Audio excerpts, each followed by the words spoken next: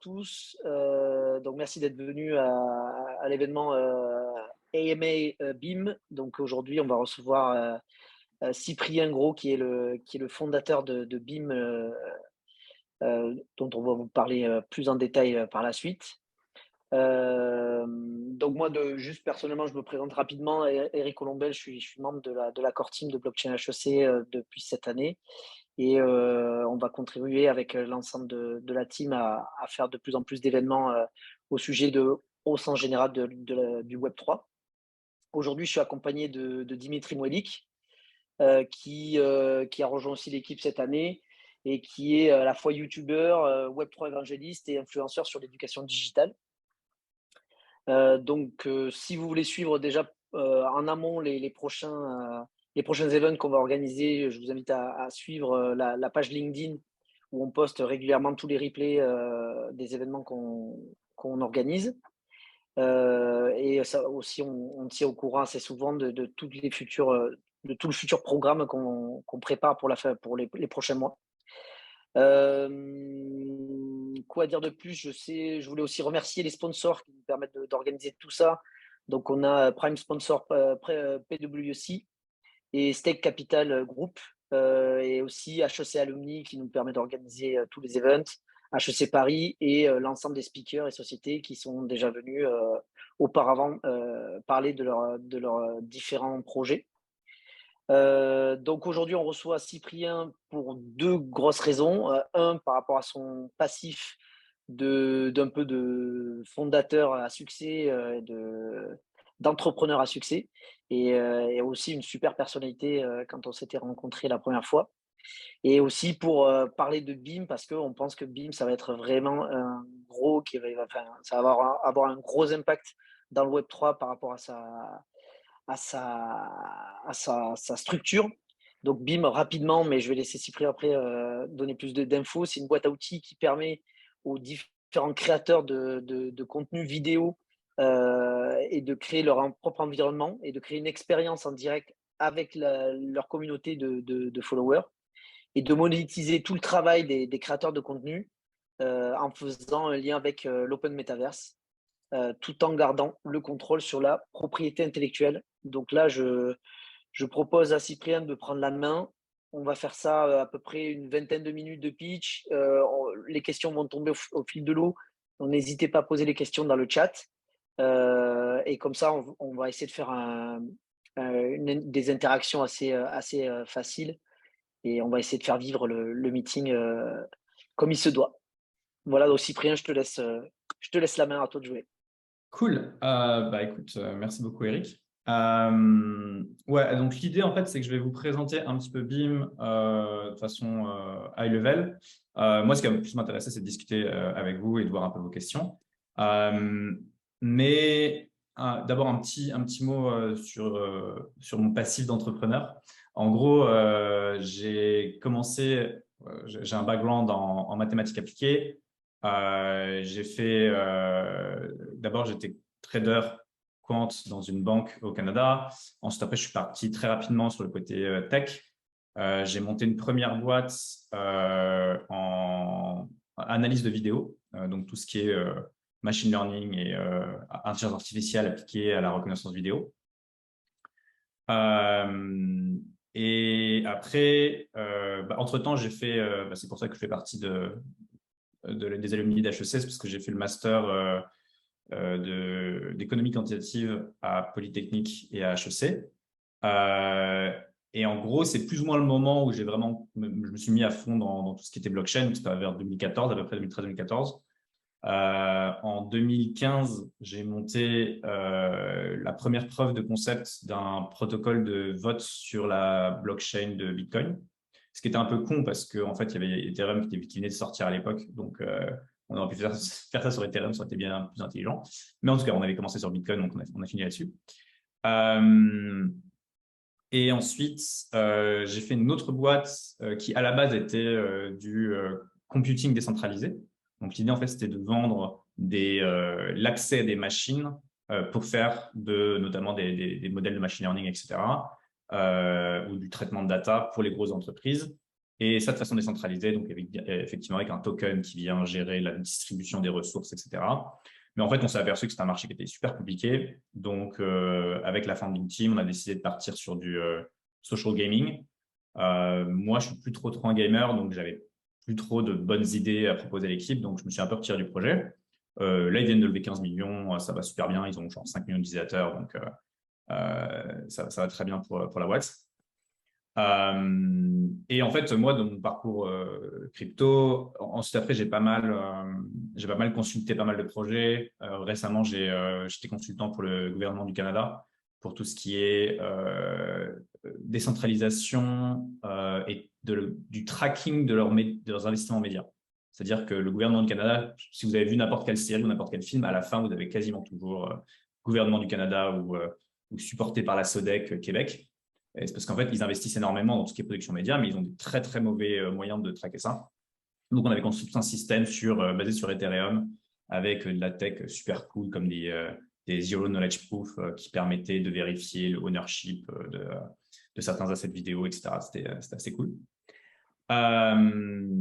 Et en gros, depuis 2018 à peu près, c'est le moment où j'ai rencontré mon cofondateur Mihai. On a commencé à bosser sur BIM. En fait, à la base, l'idée, c'était de construire un écosystème décentralisé de médias. Et ce qui s'est passé, c'est qu'on a écrit un white paper de genre 50 pages dessus pour expliquer un peu toute notre vision, etc. Puis après, on s'est dit, tant qu'à faire, on va aussi le construire. Et en fait, de fil en aiguille, c'est devenu BIM. Donc, BIM, la façon dont on se décrit de façon très simple, c'est un WordPress Web3 pour la vidéo. C'est-à-dire qu'on veut donner tous les outils aux créateurs, aux communautés et aux marques pour pouvoir créer très facilement des plateformes de streaming de façon complètement no-code et avec derrière toute une infrastructure qui est basée sur la blockchain. Alors, je vais vous faire 2-3 petits slides. En gros, il y a un gros shift qui est en train de s'opérer au niveau des créateurs, mais ça marche aussi vraiment pour tout ce qui est en fait tous les gens qui sont sur Internet maintenant. C'est qu'avant, maintenant, en fait, là, le cas actuel, c'est que les plateformes, elles farment les créateurs. C'est-à-dire que un YouTube va prendre 45% des revenus des créateurs, un Twitch va prendre 65%, un TikTok va prendre 100%. Et ensuite, les créateurs, en fait, ils construisent pas vraiment leur communauté. Ils construisent dans une base de données centralisée sur Google un lien avec des gens qui likent leurs posts. Mais eux, ils n'ont pas accès à ces gens-là. La seule façon dont ils ont accès, c'est de poster du contenu tout le temps, se faire pick-up par l'algorithme et que l'algorithme les pousse en face des gens. Mais ça marche que pour le top des créateurs. Donc, eux, ils ont vraiment intérêt à rester sur YouTube, etc. parce qu'ils ont des vues qui sont plus ou moins organiques, qui sont générées par les algorithmes. Mais ensuite, derrière, pour tout ce qui est le long tail, donc toute la fin de la distribution des créateurs, qui est donc 99,5% des créateurs, eux, en fait, c'est extrêmement difficile d'être pris par les algorithmes et poussé devant tout le monde parce qu'il faut qu'ils produisent du contenu littéralement tous les jours, suivant le format qui plaît le plus à la plateforme pour laquelle ils produisent. Donc, nous, en fait, on a essayé de prendre un peu le chemin inverse, c'est de dire, non, le créateur, c'est la plateforme. Et donc, c'est lui sa propre plateforme, donc il doit aussi posséder les outils pour accueillir les gens et accueillir sa communauté sur ses propres outils, sur sa propre plateforme, pour montrer ses vidéos, pour avoir cette interaction, cet engagement qu'il veut avec sa communauté. Donc, en fait, c'est un peu pour ça qu'on a créé BIM, c'est-à-dire que c'est un outil qui permet à chacun de générer sa propre plateforme très rapidement et ensuite de pouvoir avoir un lieu en fait où ils peuvent accueillir leur propre communauté. Donc, BIM, il y a 3 trucs dedans. Il y a tout ce qui est live events. Donc là, par exemple, c'est pour ça qu'on parlait juste avant avec Eric de la possibilité que blockchain attache EC soit sur BIM. C'est parce qu'en fait, on permet d'avoir comme des zooms, mais en plus d'insérer dedans un PowerPoint, donc partager son écran, comme je suis en train de faire maintenant, mais aussi une vidéo en HD. Donc, à la base, on avait construit ça pour des films ou des séries. En fait, ça peut s'appliquer à n'importe quel type de vidéo. On permet aussi d'inclure un live stream. Donc, ce qu'on a fait comme expériment assez drôle, c'était avec du sport. On a la Ligue de catch d'Espagne qui a fait pas mal d'événements sur BIM. où en gros, ils faisaient un live stream dedans, et ensuite après, ils avaient des commentateurs qui venaient en caméra et qui venaient discuter dessus. Notre but, en fait, ce serait de commencer à aller chercher des partnerships assez gros avec notamment tout ce qui est football, etc. Parce que ça peut être très intéressant d'avoir juste un live stream qui vient directement du stade et ensuite avoir des commentateurs qui viennent et qui font un peu leur propre commentateur et qui viennent en fait créer du contenu au-dessus du contenu qui est déjà live streamé. Et ensuite, évidemment, derrière, il y a les gens qui sont en chat facilement. On peut inviter des gens à venir sur scène. Donc on peut avoir jusqu'à 10 personnes sur scène en train de parler. C'est un peu comme un Twitter Space, mais avec de la vidéo, en fait. Et en fait, si vous lisez un peu la slide, en bas, on parle de Shopify parce qu'on permet que les créateurs aient leur propre page de vente, en fait. Ils puissent vendre leur contenu, ils puissent token gater accès à leur contenu. Et donc, je disais que justement, il y avait 3 trucs sur BIM. Le premier truc, c'est tout ce qui est live.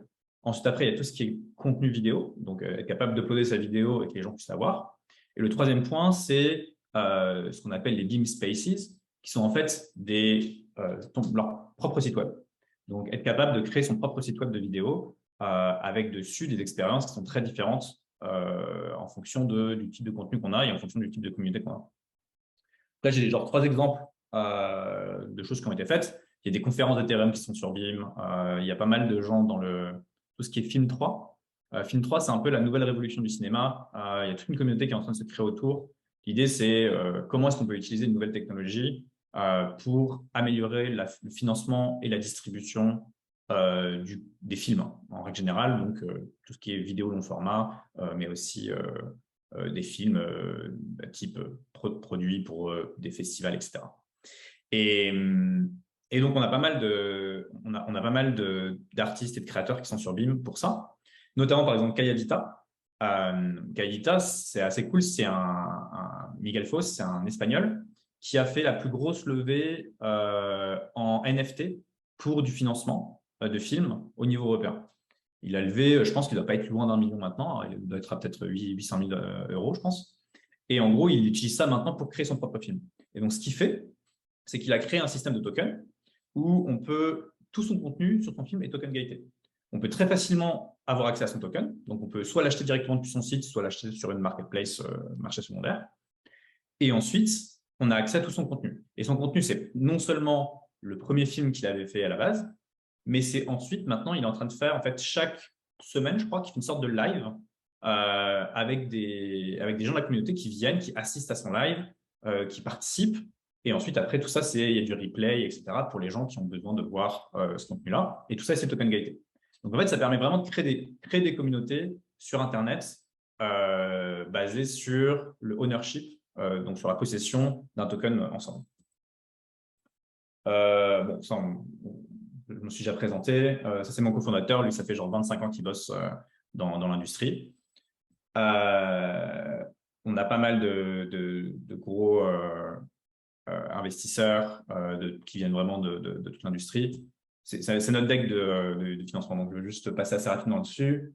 On est sur 3 gros marchés, évidemment. Tout ce qui est les événements live, mais aussi l'économie des créateurs et tout ce qui est NFT, parce qu'en fait, on permet justement de donner. Une des grosses valeurs de BIM, c'est de donner de l'utilité au NFT, qui est un peu ce que beaucoup de gens critiquent, qui est, oui, ok, c'est des pictures sur Internet, c'est des images sur Internet, ça ne sert à rien. Oui, mais justement, on peut faire en sorte que ça serve à quelque chose parce qu'on peut donner de l'utilité à ces images-là pour permettre aux gens, aux holders, donc à ceux qui possèdent ça, d'avoir accès à certaines expériences ou à certains types de contenus. Que si tu ne possèdes pas ce type d'NFT, ce type de token, ce n'est pas possible d'y avoir accès. On a eu pas mal de traction de façon assez organique, en fait, depuis qu'on a lancé les BIM Spaces, où il y a pas mal de gens qui se sont dit, mais moi aussi, j'aimerais bien avoir mon site. Et en fait, une des questions qu'on a beaucoup de la part des investisseurs, c'est pourquoi est-ce qu'un gros YouTuber ou un gros Twitcher aurait besoin de vous et pourquoi est-ce qu'il switcherait de plateforme et viendrait sur vous? En fait, nous, on ne se présente pas comme une alternative. On se présente comme un meilleur moyen d'optimiser ses revenus et d'optimiser son engagement de communauté. Et en gros, ça, on l'a vu, on a des créateurs sur la plateforme, notamment Illmind, qui est un producteur de musique. Il a bossé avec genre Drake et genre plein de très gros artistes. Il a gagné genre 2 Grammy Awards. Et il a une communauté assez grosse sur Twitch et YouTube. Et en fait, ce qu'il a fait, c'est qu'il a créé son token. Et ensuite, il a dit, tout mon engagement de communauté va se faire sur BIM. Depuis BIM, on peut aussi live streamer vers YouTube et Twitch. Donc, on peut utiliser BIM comme un studio en fait, de broadcasting. On a la feature, on va la lancer au public dans un mois. Et en fait, ce qu'il fait, c'est qu'il lance son live stream. Donc, il invite les gens à venir. Et ensuite, il dit, pour me voir composer de la musique, il faut avoir mon token. Et c'est la seule façon de pouvoir être dans l'événement au moment où ça se fait.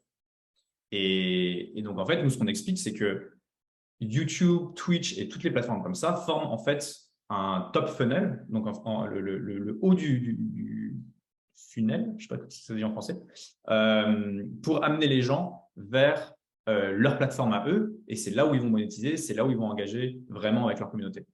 Et on croit vraiment à la théorie des 1000 True Fans, qui est en fait le fait de dire il y a un créateur a bien plus intérêt à avoir 1000 fans réels que d'avoir des millions de followers, mais qui ne vont jamais rien acheter ou qui ne vont jamais vraiment participer ou qui ne vont jamais engager, qui vont juste regarder passivement. Alors qu'avoir 1000 personnes qui sont vraiment engagées avec le contenu, qui sont prêts à dépenser de l'argent pour supporter l'artiste ou le créateur, en fait, ça a beaucoup plus de valeur pour un créateur.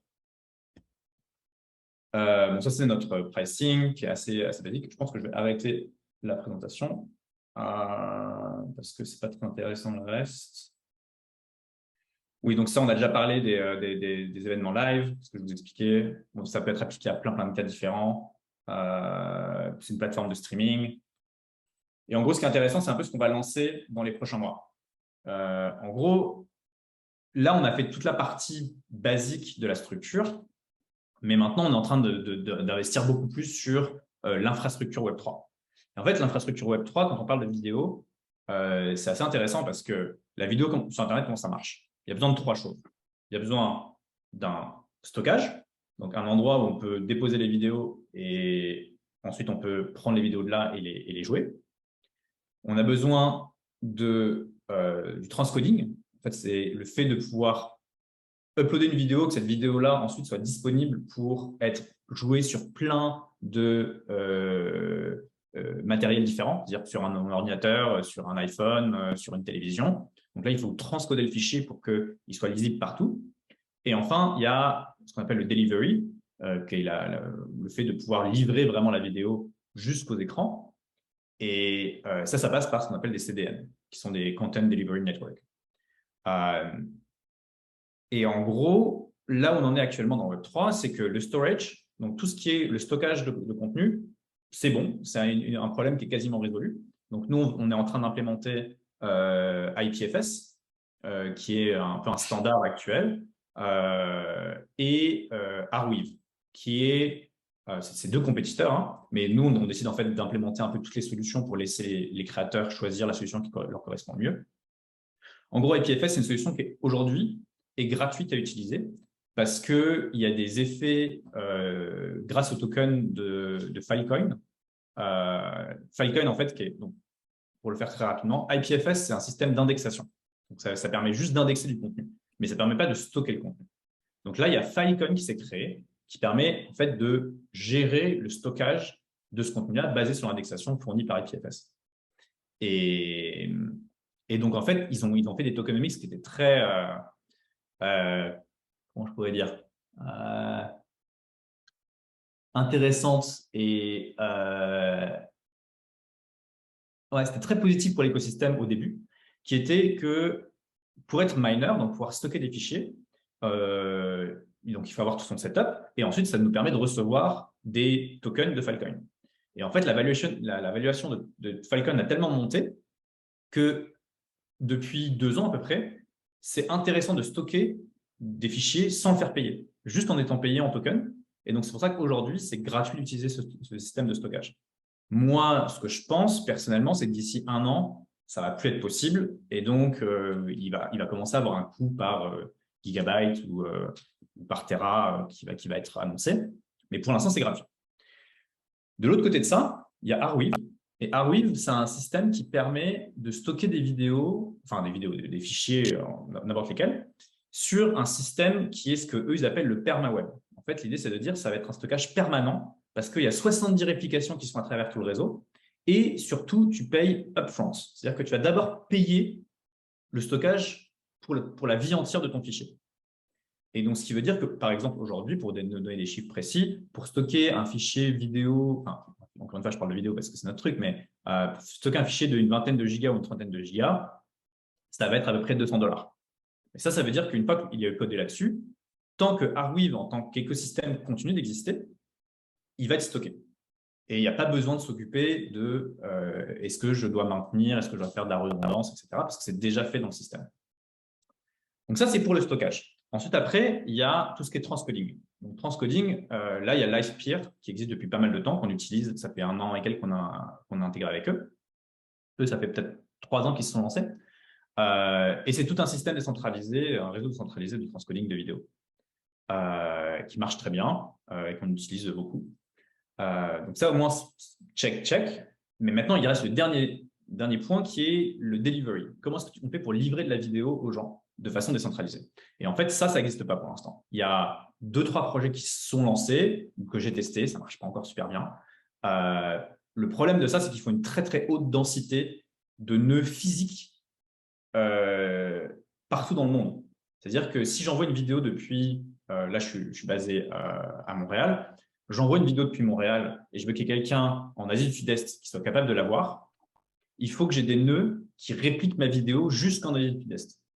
Donc, il faut avoir une densité de réseau qui soit suffisamment élevée pour être capable d'assumer un bandwidth, genre une bande passante, merci, qui fonctionne n'importe où dans le monde.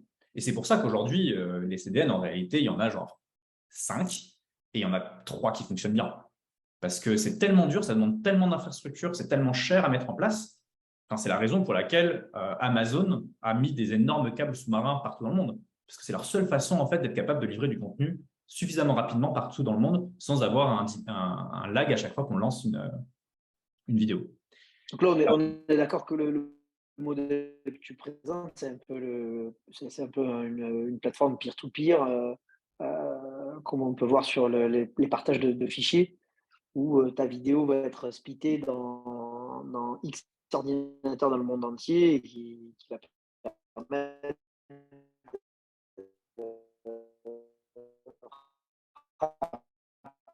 rapidement récupérer des petits morceaux de vidéos de chaque ordinateur. Alors, est-ce que c'est moi ou ça Non, bug aussi? c'est moi qui ai dû laguer. Ok, d'accord. Tu as entendu la question ou la question ou juste Ouais. l'item, c'est ce que je disais, c'est le même modèle que du peer-to-peer avec un split des fichiers vidéo finalement dans X ordinateurs dans le monde entier pour faciliter la récupération. Derrière, ou... Ouais, alors c'est un peu la même idée. La réalité, c'est que c'est un peu différent parce que le système du peer-to-peer, c'est de dire je vais stocker des paquets. Je vais stocker plein de paquets et puis en fait, les gens qui veulent voir, qui veulent avoir accès à des fichiers, ils vont venir un peu sur mon ordi, ils vont venir un peu sur l'ordinateur de quelqu'un d'autre, etc. Le problème d'un CDN, c'est que pour être capable de faire ça at scale, donc je veux avoir 100 personnes qui voient ma vidéo en même temps, mettons, ou 1000 ou 1 million, il faut que ces paquets-là ils soient très facilement accessibles et lisibles. Et donc, en fait, s'il y a juste moi et un autre gars qui est à l'autre bout du Canada et un autre gars qui est en Europe, le temps que je récupère les différents fichiers et les différents fragments, en fait, et que je les mette ensemble et que je puisse commencer à lire, je vais avoir du lag. Je vais avoir un gros délai. Euh, et, et notamment, c'est ce qu'on voyait avec, à l'époque, il y avait Popcorn Time. La technologie était super bonne. Mais Popcorn Time, ce qui se passait, c'est qu'ils n'avaient pas vraiment de CDN derrière. C'est-à-dire qu'ils avaient juste des gens qui hostaient les fichiers sur leur ordi et qui étaient connectés à Internet. Ce qui fait que quand c'était un film avec beaucoup de vues, donc en fait beaucoup de gens qui l'avaient sur leur ordinateur, globalement, tu cliquais, tu avais un petit 10 secondes de lag, et ensuite, ça se lançait. Et la qualité était pas mal. Et dès que tu prenais un film qui était moins répliqué dans le réseau, tout de suite, ça te prenait une demi-heure avant d'avoir un truc qui était lisible. Parce qu'il fallait qu'il aille chercher tous ces bouts de fichiers un peu partout, qu'il les mette ensemble et qu'ensuite le fichier soit lisible. Et donc, en fait, c'est ça le gros problème qu'il y a actuellement. Enfin, gros problème. C'est un problème pour les puristes qui veulent le faire bien. Mais pour l'instant, ça fonctionne avec des systèmes centralisés, comme Amazon, où globalement, on est capable d'avoir accès très rapidement à des fichiers, d'être capable de lire très rapidement la vidéo, parce que je sais qu'il y a un node énorme qui est à moins de 50 km de chez moi, ou 200 km. Et ça suffit. Si j'ai un bon Internet, je vais être capable de prendre ça directement et de le lire. Et oui, dans l'idéal, en fait, ça serait d'avoir une réplication de fichiers partout dans le monde et que tout le monde partage. Et c'est un peu ce qu'avait lancé Helium. Helium, ils avaient lancé un système, alors c'était plus basé sur la connexion Internet, donc fournir du bandwidth aux gens, fournir une connexion. Mais en fait, c'était le même système, c'est de dire je vais stocker du contenu et je vais ensuite donner accès aux gens à ce contenu-là via une connexion Wi-Fi dans leur cas. Et c'est brillant comme concept. Le problème, c'est que tu as besoin d'un niveau d'adoption qui soit extrêmement élevé pour que je sache que peu importe où je vais dans le monde, si je clique sur Play, ça va se lancer. Et ça c'est le problème que les CDN résolvent. Et c'est un problème que je pense on n'aura pas de solution dans le Web3 avant au moins 2 ans ou 3 ans. Parce que c'est compliqué d'avoir ça à scale. Littéralement, ce qui risque de se passer, c'est que c'est des gens qui vont acheter des data centers un peu partout. Et donc, au début, on va avoir une qualité qui n'est pas trop mauvaise. Et progressivement, ça va devenir vraiment pire tout pire avec des gens qui vont faire ça chez eux sur leur ordi. Mais ça va prendre du Donc, temps. donc du coup, actuellement, BIM ne peut pas être décentralisé. Exactement. Donc, aujourd'hui, BIM ne peut pas être complètement décentralisé. Et en fait, c'est un peu notre lutte, c'est de se dire, on est aujourd'hui obligé d'avoir une organisation qui soit centralisée juste pour être capable de payer les CDN et globalement quelques trucs qui, pour l'instant, ne sont pas décentralisables. Notre front-end, par exemple, on ne peut pas vraiment le hoster sur IPFS parce que c'est dynamique. Donc, on est obligé de le hoster sur… Alors, il y a des réseaux qui le permettent maintenant. Il y a SIA Network, il y a quelques réseaux qui se sont lancés qui permettent d'avoir un front-end dynamique qui est hosté de façon décentralisée, mais c'est hyper compliqué à utiliser.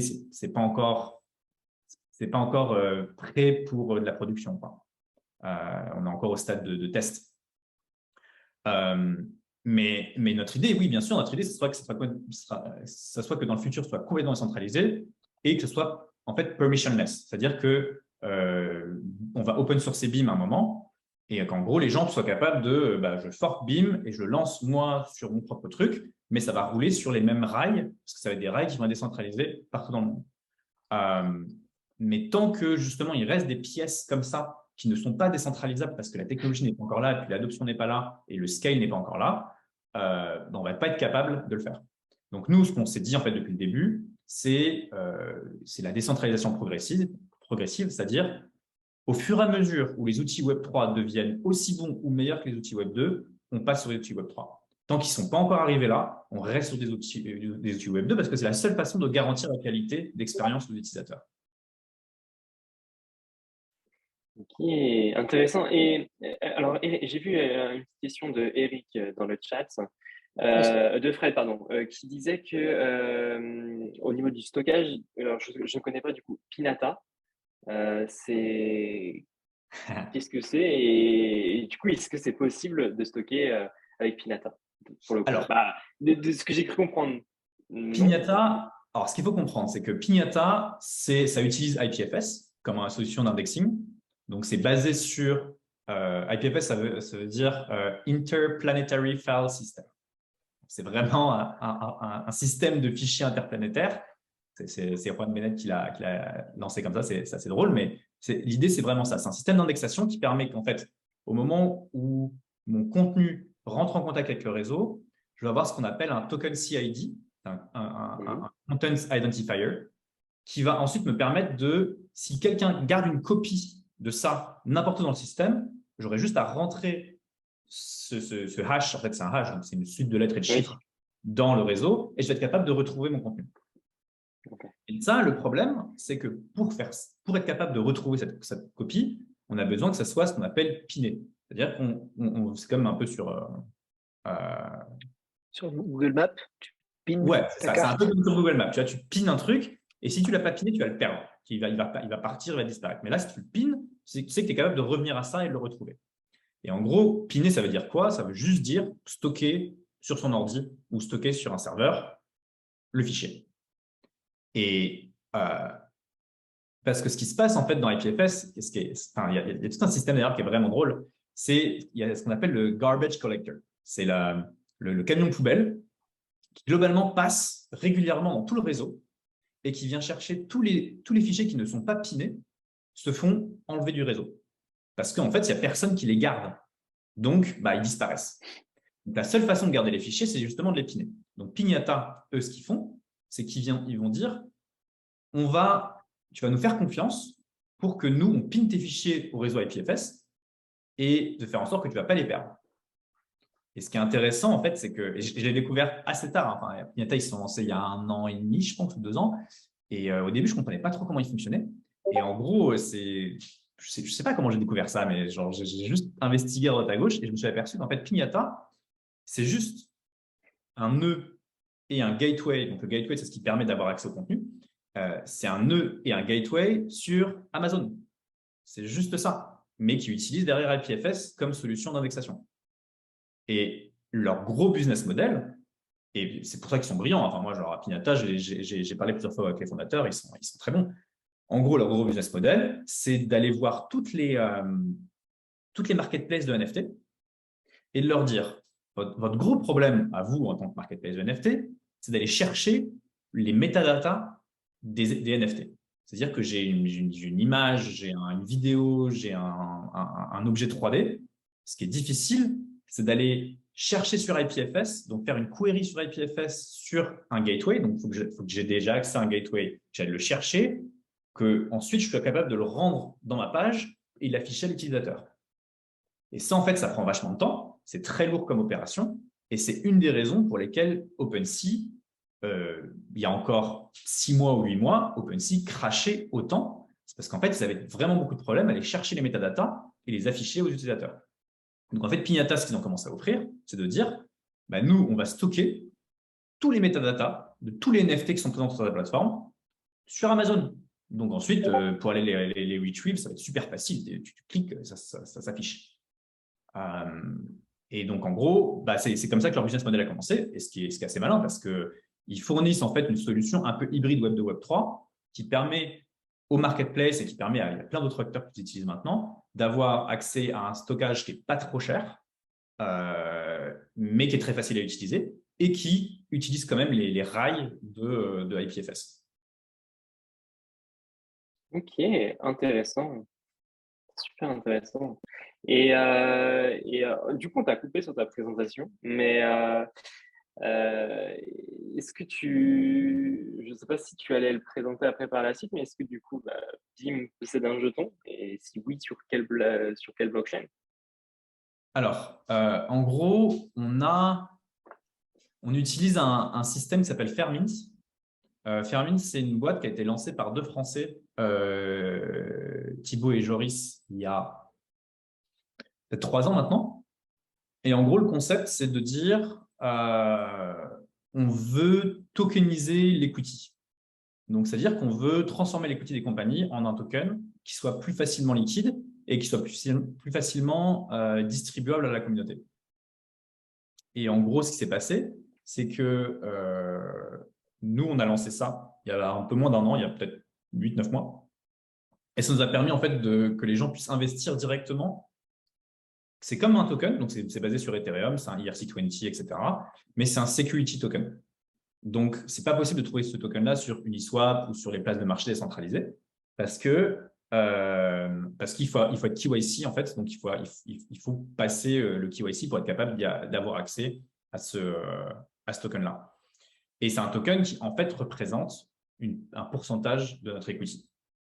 Donc ça, jusqu'à présent, c'était le token c'est pas vraiment un token parce qu'en fait, c'est très, très traditionnel comme approche en réalité. Mais ça nous a permis de lever un peu d'argent. Donc, on a levé 1 million et quelques avec ça. 1,4 million. Ouais. Et donc là, maintenant, on est en train de vraiment faire une ronde plus institutionnelle où on va aller, on cherche une valuation qui est stable. Parce qu'en fait, tout le concept de ce token-là, c'est que c'était une banding curve. C'est-à-dire que le token émis d'après, il coûtait plus cher que le token d'avant.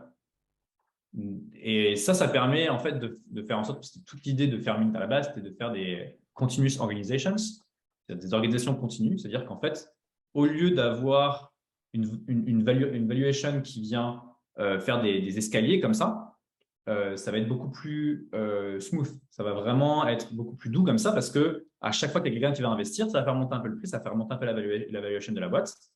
Et si d'un seul coup, on a un gros besoin de capital, on va être capable de fixer un prix net pour tout le monde et tout le monde va payer ce même prix. Mais dès que cette ronde-là termine, on va repartir sur la courbe et la courbe va recommencer à monter au fur et à mesure où les gens investissent.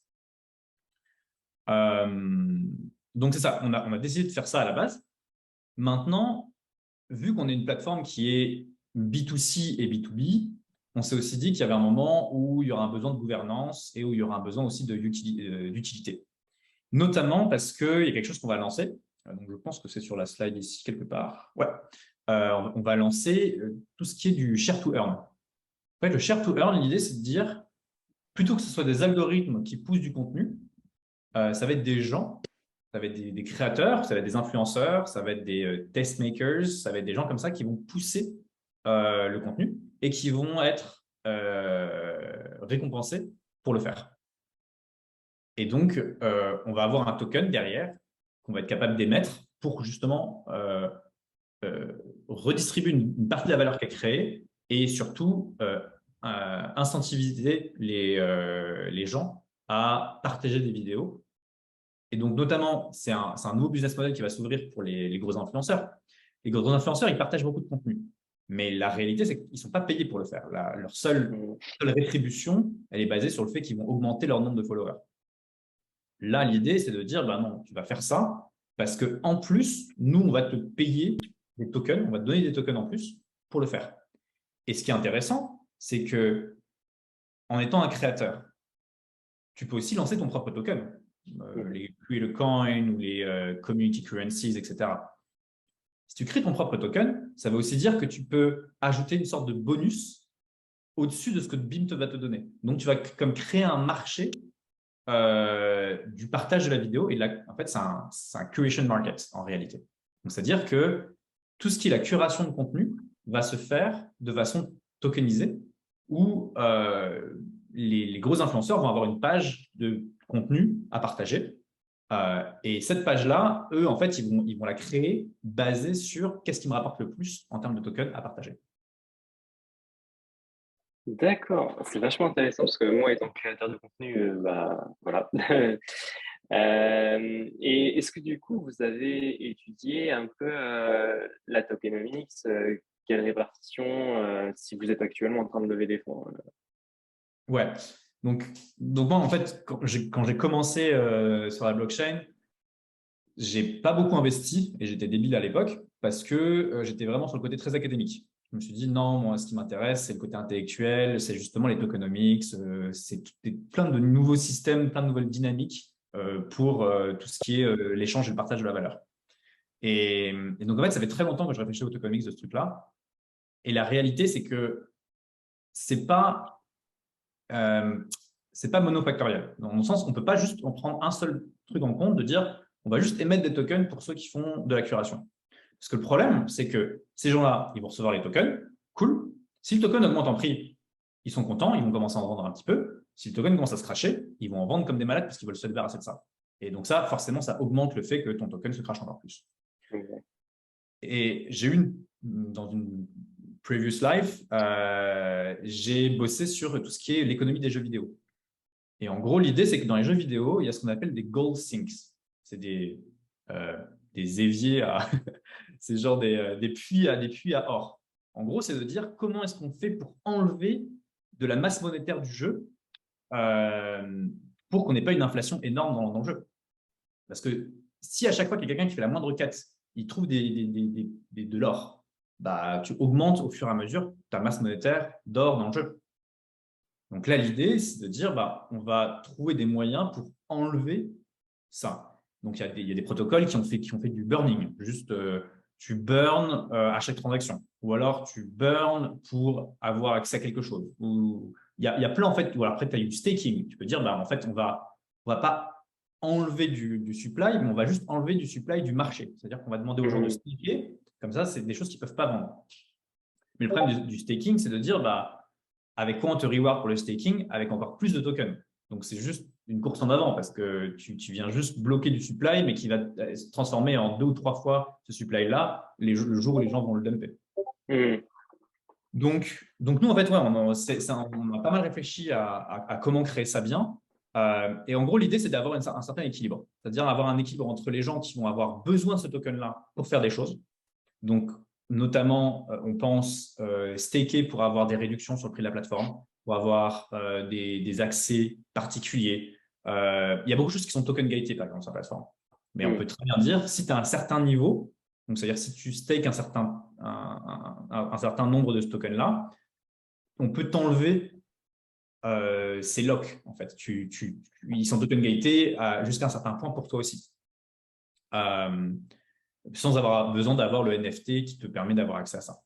Donc, en fait, il y a vraiment 2 aspects. Il y a l'aspect très reward. Donc, en fait, on va venir donner, on va venir produire des tokens, on va les donner. Donc, j'ai parlé du share to earn, mais il y a aussi tout ce qui est la modération. La modération de contenu, c'est un truc qui est hyper important et que pour l'instant, personne n'a réussi à bien faire. Que ce soit Facebook, que ce soit Twitter ou que ce soit en fait, n'importe quelle plateforme de vidéo, enfin, en tout cas qui accueille du contenu, tout le monde a énormément de problèmes avec la modération de contenu parce que l'IA n'est pas assez puissante pour le faire et parce que les humains, tu ne peux pas les payer trop, mais tu ne peux pas ne pas les payer non plus. Donc, il faut trouver un bon moyen. Et en gros, une des façons qui va être unlock par les tokenomics, c'est être capable de dire la modération, ça te coûte, enfin, toi en tant que plateforme, mais pour quelqu'un qui peut le faire, ça va te rapporter, je ne sais pas, 50 centimes par vidéo. Donc, à chaque vidéo que tu modères, tu gagnes 50 centimes, l'équivalent en token. En fait, à partir du moment où tu es capable de créer des économies comme ça te permet d'éviter d'avoir à contracter des énormes call centers avec genre plein de gens dedans qui font ce truc-là. Tu peux juste te baser sur la communauté et tu peux faire des systèmes de slashing où si quelqu'un fait des fausses recommandations où il fait passer du contenu qui est illégal alors qu'il n'aurait pas dû, il se fait slasher sa part de revenus. Donc, en fait, justement, il y a plein de… À ce sujet-là, Cyprien, est-ce que le modèle de BIM protège de l'usurpation d'identité? Parce qu'on sait que c'est un gros problème dans les plateformes qui se font les faux comptes qui se créent en duplication des créateurs de contenu. Est-ce que le modèle de BIM empêche que, par exemple, moi je crée ma chaîne, j'ai mon contenu et en fait il y a un mec qui vient copier ma vidéo et créer son propre compte sur BIM en parallèle pour capter ma communauté? Est-ce que ça, du coup, le modèle protège ça ou est-ce que c'est encore très compliqué à protéger? Alors, aujourd'hui, le modèle le fait déjà parce que la majeure partie des vidéos sur BIM sont protégées. C'est-à-dire qu'on utilise une solution très Web 2 qui s'appelle les DRM. Donc, en gros, tu ne peux pas télécharger les vidéos, tu ne peux pas les enregistrer. Bon, la réalité, c'est que c'est possible, dans certains cas, sur certains browsers, avec certains outils. Mais globalement, c'est très difficile de le faire, donc ça va. La réalité, c'est qu'on est en train de travailler avec la FPR notamment sur un peu l'évolution de ça. Et je suis hyper intéressé à voir comment est-ce qu'on va lancer ça parce que l'idée, c'est d'utiliser une technologie legacy, une technologie Web 2 qui s'appelle le watermarking, mais en le couplant avec des règles cryptographiques. C'est-à-dire de dire, donc déjà, le watermarking, qu'est-ce que c'est? Le watermarking, c'est une technologie qui est utilisée par tous les gros studios hollywoodiens et genre tous les gros producteurs de contenu pour inclure dans la vidéo, soit au niveau de l'image, soit au niveau du son, quelque chose qui est imperceptible au niveau humain, mais que les machines perçoivent. Donc, ça va être, en fait, dans l'image, tu vas rajouter des pixels et dans le son, tu vas rajouter des fréquences. Et en gros, toi, en tant qu'humain, tu ne le vois pas, mais si tu as une machine qui voit ça, il va être capable d'identifier tout de suite que cette vidéo-là, c'est telle personne qui l'a produit, ça appartient à tel truc, et puis tu as une sorte de, encore une fois, c'est centralisé, tu as une sorte de base de données qui dit, cet identifiant correspond à cette vidéo, cet ayant droit, etc. Bon. Là, notre idée, en fait, c'est de porter ça sur le Web3, où globalement, au moment où tu uploads ta vidéo, tu vas signer avec ton wallet, et ta signature de wallet va être incluse dans la vidéo via justement ce système de watermarking, pour que si un jour quelqu'un la download et ensuite l'upload sur son compte, en fait, n'importe qui va être capable de checker ça et de dire, en fait, non, c'est pas la tienne. Check, il y a la preuve, il y a littéralement la preuve dans l'image que c'est pas à toi. Et évidemment, BIM en tant que plateforme, au moment où tu vas faire ton upload, on va te dire, est-ce que tu peux signer avec ton wallet? Non, tu ne peux pas signer, donc ce n'est pas ta vidéo. Voilà. Ok, ouais. C'est partie des solutions sur lesquelles on est en train de travailler et qui, effectivement, répondent à beaucoup de problèmes. Notamment parce que ce qu'on veut faire un peu à plus long terme, c'est être capable que upload once, distribute everywhere. Donc, en fait, tu vas uploader une seule fois, tu vas signer avec ton wallet. Dans ta vidéo, il va y avoir tout le contenu, tous les métadatas, etc., qui vont se rapporter à ton wallet, donc à toi. Et ensuite, ça va l'uploader automatiquement sur tous tes comptes partout, avec la preuve que c'est bien toi qui as signé avec ton wallet. Donc, ça permet aussi d'éviter les fakes ou justement, un autre type de truc, genre tu te fais hacker ton compte YouTube, les gens vont être capables de voir en fait que ce n'est pas toi qui as signé. Ah, c'est super bien ça. Mais, du coup, pour lier à ça, est-ce que tu pourrais faire si on faisait une user journée, tu vois, prenons Dimitri, qui est YouTuber, disons qu'il produit sur YouTube, Twitch et un troisième est peut-être Insta ou TikTok. Imagine, il découvre BIM, c'est quoi sa user journée? Donc, il crée son compte sur BIM, il est obligé d'avoir au moins un compte, un wallet. Il est obligé d'avoir un wallet pour créer son compte sur BIM ou pas? Non, déjà, nous, c'est aussi un choix qu'on a fait au début, c'était de dire qu'on ne veut pas obliger les gens à être Web3 dès le début. On va les pousser progressivement à l'être, mais tu peux te connecter avec ton email ou ton compte Google, Facebook et Apple. Très bien. Donc il crée son compte. De quoi? Vous n'offrez pas la possibilité de se connecter avec Meta. Ah, tu peux. Tu peux, ok. Tu peux, mais tu n'es pas obligé. Et c'est ce qu'on recommande. C'est ce qu'on recommande, c'est ce qu'on pousse à la première option, etc. Mais si tu veux pas ou si tu n'en as pas, tu n'es pas obligé. Et sur quel réseau? Ethereum, Binance, Polygon, et là, on va intégrer Arbitrum et Optimism. D'accord. Et les jetons des créateurs sont sur tous ces réseaux-là ou Ouais, en fait, c'est la raison pour laquelle on a Binance, notamment Binance Smart Chain, c'est parce qu'on a un créateur qui avait tous ces tokens dessus. Donc, en fait, on a juste intégré la blockchain pour lui, et donc maintenant, on l'a pour les autres, mais ça permet que… Parce qu'en fait, on n'est pas des maximalistes. On ne veut pas genre pousser une blockchain pour tout le monde. On est plutôt multi-chain en disant on veut être là où les créateurs sont. Si toi, tu as… et notamment, là, on commence à avoir des demandes pour Solana. Jusqu'à présent, tout ce qu'on a fait, c'était EVM, donc Ethereum Virtual Machine, qui est genre la machine virtuelle d'Ethereum. S'il y a des gens qui demandent Solana et qu'on voit qu'il y a de plus en plus de créateurs qui demandent Solana, on va intégrer Solana aussi. Mais pour l'instant, on est vraiment très EVM parce que c'est plus facile d'avoir un peu le même système partout. C'est juste plus facile à… Et puis, ça permet d'avoir juste un type de wallet. Parce que dès qu'on va sur d'autres wallets, enfin d'autres blockchains, il faut souvent avoir d'autres wallets qui vont avec. Et donc, pour revenir à l'exemple, donc Dimitri, il garde ses comptes sur les différents channels, enfin sur les différentes plateformes, mais il va pouvoir, donc il crée son compte sur BIM, il va pouvoir créer tous ses contenus sur BIM et les dispatcher directement de BIM dans tous ses autres comptes, YouTube, Twitch, etc. Ou alors il est obligé quand même de créer ses contenus dans les différentes plateformes? Alors, pour du live, oui, c'est le cas. Donc, c'est-à-dire pour du live, tu es capable de créer ton contenu sur BIM, donc en fait de lancer ton live event ou n'importe quoi, et ensuite après tu fais du stream live sur toutes les autres plateformes. Donc là, tu n'as même besoin de connecter tes comptes, tu utilises vraiment les stream keys. Donc tu mets une adresse avec une clé, et ensuite tu balances ton stream partout en même temps. Donc ça, c'est possible, c'est déjà live. La feature est live, mais il faut nous demander un peu d'aide. Sinon, ça va être public. Genre, tu vas pouvoir le faire directement depuis l'interface d'ici même pas un mois, je pense, d'ici 3 semaines. Okay. Si par contre, on parle de contenu, Là, on n'en est pas encore à ce niveau-là. Ça fait partie des features pour l'année prochaine où effectivement, tu vas être capable d'uploader un contenu et ensuite, après, tu sélectionnes toutes les plateformes sur lesquelles tu veux que ton contenu apparaisse. Et ensuite, C'est après, pratique. et après soit tu signes avec ton wallet, soit tu signes avec le compte avec lequel tu es logué. Mais ça sera, là, le niveau de sécurité sera évidemment plus bas. Et ça marche déjà? Ou ça Non, va... ça fait pas. Ça, c'est une feature qu'on va lancer l'année prochaine. Ok, ok. Bah, ça serait, je pense que c'est ça qui va être vraiment le gros, Ah gros bah, déclencheur. Ouais. tous les Là, il y a créateurs de plus. contenu vont venir, hein, Ouais.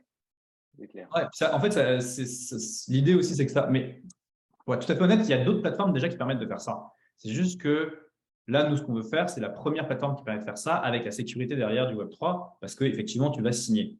Et l'aspect signature est super important, notamment parce qu'on va aussi permettre, là, d'ici 2 mois, je pense, on va lancer le minting de NFT directement depuis la plateforme. C'est-à-dire que tu uploads ta vidéo et ensuite, après, tu crées ton propre contrat. Donc, ce n'est même pas sur le contrat de BIM parce qu'on veut vraiment donner le ownership au créateur. On va t'aider à créer ton propre contrat et de lancer ta vidéo sur ton propre contrat. Et donc ça permet notamment, on a eu pas mal de demandes au niveau de la communauté Film 3, Gaming. Ouais. qui, eux, justement, veulent être capables de minter, mais jusqu'à présent, c'était hyper compliqué, notamment en termes de limite de stockage, etc. Bah, du coup, ça répond à la question à Fred. Nickel. Ouais. Les amis, je pense qu'on va devoir Ouais, c'est vrai qu'on terminer s'est. là-dessus. Comme Donc, d'habitude, Cyprien, on pourrait y passer toute la journée. Tellement il y a de sujets, c'est intéressant. Avec plaisir. Euh, c'est vraiment intéressant. Je crois est-ce qu'on que, est au est-ce- moins. pour, pour terminer, Cyprien, est-ce qu'en termes de là, quel stade de financement vous êtes là? Tu es encore en levée ou est-ce que c'est pour l'instant, t'as levé ce qu'il fallait, tu es en cours de dev et tu penses à une levée plutôt plus tard ou... Non, c'est ça. Donc, nous, jusqu'à présent, on a levé 1,4 à peu près. Là, on est en train, on veut clore la ronde dans le prochain mois. Et ce serait une ronde d'à peu près 1,5 à 2 millions. Ok, bah, c'est Ok, top. ok. Ben, merci Euh, beaucoup en tout cas, Cyprien. C'était super intéressant. Enfin, moi, en tant que créateur de contenu, ta plateforme m'intéresse vraiment. Cool. Donc, je pense que ouais, les prochaines étapes, comme on en a parlé au tout début, on va peut-être essayer de faire passer blockchain HEC dans BIM. Ça serait bien sympa. Ouais, ça, c'est clair. Donc ça, on va s'en parler après. Et ben, je voulais remercier les gens qui se sont connectés aujourd'hui, qui ont bien participé. Et du coup, pour les prochains événements, alors il y a la Binance Week où David sera présent à minima cette semaine sur Paris. On va faire pas mal d'événements aussi. Le mardi prochain, on reçoit Morpholabs sur la défi.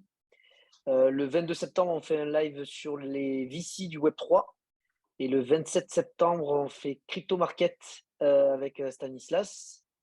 Et pour finir, on fera aussi le 29 septembre les blockchain skills et jobs. Alors ça, je pense que peut-être Cyprien, ça pourra t'intéresser. C'est pour tout ce qui est recrutement des candidats Web3. Ouais, super. Donc ça sera le 29 septembre. Et pour finir, il y aura aussi une dégustation de vin en NFT avec Farandole. Ça sera le 30 septembre à la maison des alumni à Paris. Donc des alumni HEC le 30 septembre au soir. C'est ouvert à tout le monde. Donc voilà pour l'ensemble des événements. Merci Cyprien, merci Dimitri, merci à tout le monde pour l'orga.